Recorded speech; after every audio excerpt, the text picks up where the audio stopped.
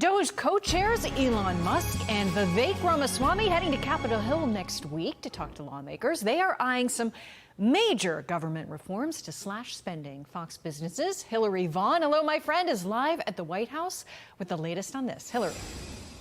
Great to be with you, Molly. Well, this meeting with Musk and Ramaswamy and Republican lawmakers shows that Congress is taking the goals of Doge to cut government waste and trim spending seriously, and that they want to work together to get it done.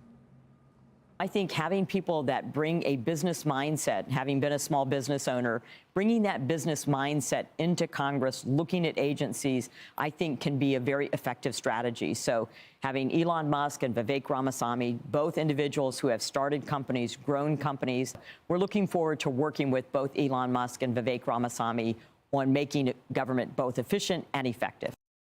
Most people spent Thanksgiving Day carving a turkey. Vivek Ramaswamy spent Thanksgiving brushing up on ways to carve up the size of the government, posting this picture of some light beach reading, suggestions from the Congressional Budget Office on how to cut spending. The CBO in these reports warning that if we do nothing, quote, federal debt held by the public would rise to 110% of GDP at the end of 2032, reaching 185% of GDP by 2052.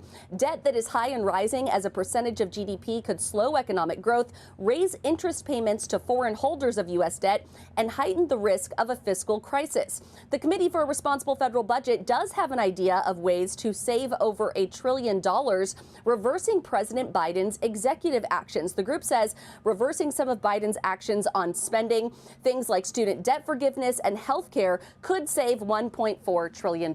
Molly?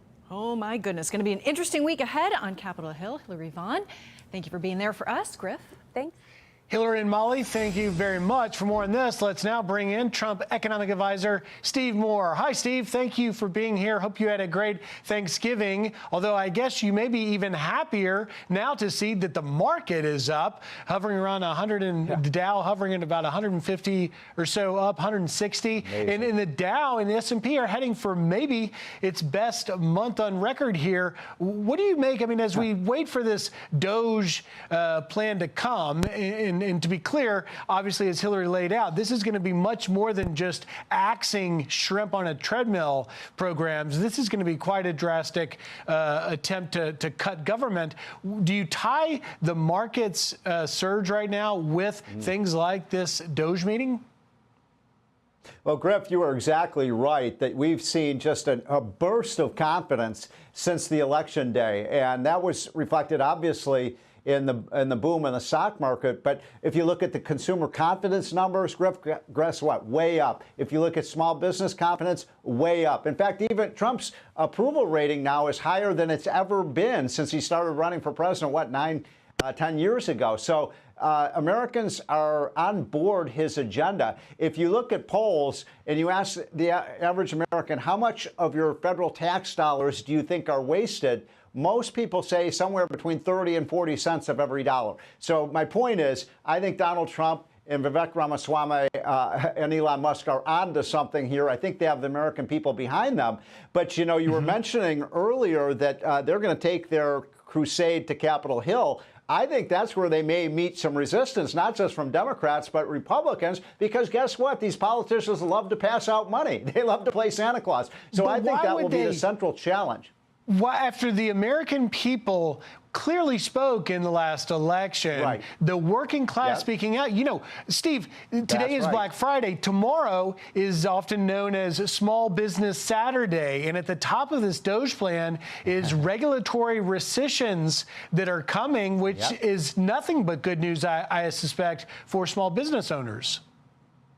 Well, that's right. And those executive decisions, we think that there will probably be 100 to 200 of these that Donald Trump is literally going to sign into law basically in his first few hours in the White House. So you're quite correct. And you're also correct that those could save hundreds of billions of dollars.